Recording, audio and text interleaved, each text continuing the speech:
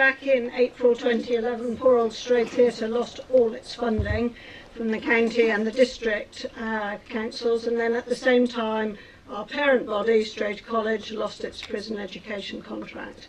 And that was it. I had all the redundancy plans drawn up. We thought we'd continue as a part-time cinema, if that, and it was pretty gloomy. And then I started to hear about satellite screenings, and I found that very difficult to get in. So those of you who are starting with more to screen, you're in good hands. It was Christine who got us in. I found it very difficult to get into NT Live or anyone else until we had the figures from the ROH screenings to prove that we could do it. So you're in good hands. My first point, and I've tried to keep to time, somebody stop me, is about replicating the theatre experience. And this is where independent cinemas that are also theatres gain hugely, because we have the box office, the bar and the foyer space and the ambience of a theatre. And all of the staffing, everything is set up to invite people into a theatre experience. So that's what we do. Sadly, we don't have a restaurant. Those independent venues who have a restaurant do even better. And I know that we could, I've just been talking to the chaps in the projection room here about how you can have a 2-course dinner and watch a film here for £40, which strikes me as actually quite a good deal in such a plushy place. And I guess they're using their cinema as a selling tool. So wish we could do the same. I've always talked about whether we do Met Opera or not, and I took a view very early on that actually we pay our taxes to support these companies in the UK, and why would we not want to put their work on the screen when we have, in effect, helped pay for it? So I've concentrated very much on the programme that comes from within the UK, and I've explained that why to our patrons. That doesn't mean that I wouldn't want to do the Met or the Bolshoi or anything else. It's just, particularly for us, these dates work better. If you're also a theatre, Sundays are often technical days, so Sundays can be quite difficult. But anyway, what's wrong with the UK? Nothing. It's wonderful work, and the technical is brilliant on it now. I've just been talking to Edgar about that.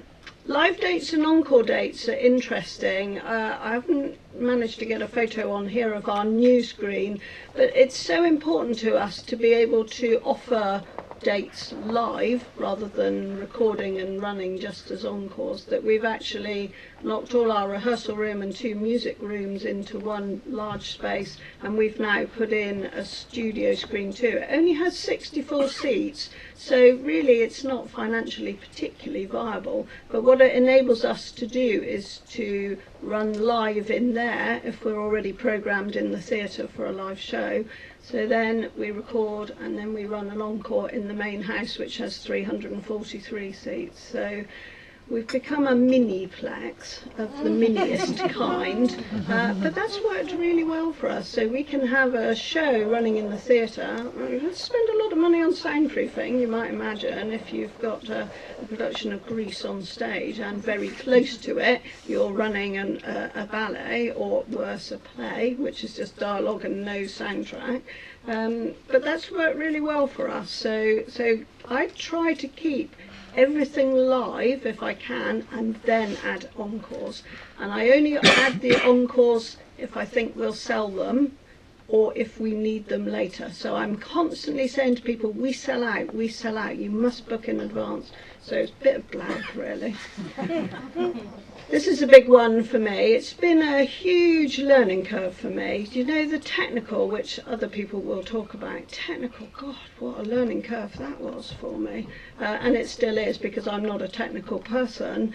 But educating yourself, it means something different. It means learning about composers, about choreographers, about the operas, what their suitability is for different ages, about what age of children might enjoy this, and then you need to have all of the information. Well, it's no good just me having it. Everybody needs to have it. And of course your sales team in the box office are the most important people of all. We're lucky we have an admin office that feeds straight into the box office. They're joined. So if somebody comes in and they don't understand, and why should they understand? How do they understand that something's live from London? They don't see the satellite dish on the roof. They don't understand what an encore is. They don't understand the difference between that and a recorded event. So I have to spend lots of time at the beginning of every season and every time we launch something that goes on sale, making sure that all of the box office people understand exactly what it is that we're selling. And I still get called out to the box office on a daily basis, but I don't mind talking about it. It's great. Keeping the price reasonable is interesting. We're finding that there's different price sensitivity amongst different audiences. So we find opera the most price sensitive. These are people who live in houses that probably cost a minimum of 500,000 and probably go up to millions. But they'll notice the difference between £15 and £13. But that's probably why they live in £1 million house. The ballet audience is considerably less sensitive, but I think it's really important where we can to put in a child concession. People are quite happy to pay for adults. They really appreciate a concession for children. And I try, if we go outside the 7-day period within which I call something live, so the 7 days when it doesn't have to have a BBFC classification, but once we're past that 7-day, I drop the price because it's not a live experience. And those of you who work on the front line, you feel the difference. I'm sure you do, I do, that an audience comes in when something is really truly live, and they come in and there's a kind of electricity, a charge about the place, and I bump that up. But they say, when will it start? And I say, I don't know. When they start in London. And they say, how long have we got? And I say, I don't know. You'll have to ask the Opera House that.